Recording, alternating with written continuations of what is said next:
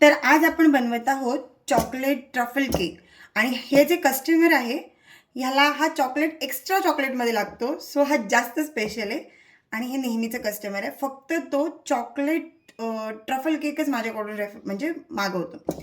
So आपण जो हा स्पॉन्ज सोक केलेला आहे तो सुद्धा आपण चॉकलेट सिरपनी सोक केलेला आहे, बिकॉज जास्त चॉकलेटी असला पाहिजे म्हणून.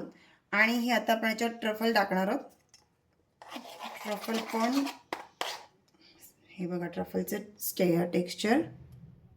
ओके,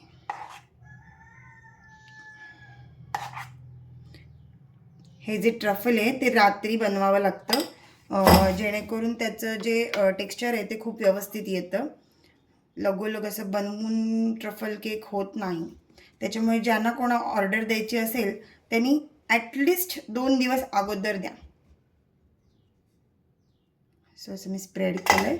त्याच्यानंतर आपण दुसरं पोर्शन त्याच्यावरती ॲड करणार आहोत. या केकला आपण थोडा वेळ 1-2 मिनटासाठी फ्रीजरला ठेवलं होतं. त्याच्यानंतर आपण हे जे आपल्या ट्रफल आहे त्याने ह्याला सगळीकडून कोट करणार आहोत. ह्याचा फायनल लुक आहे हा.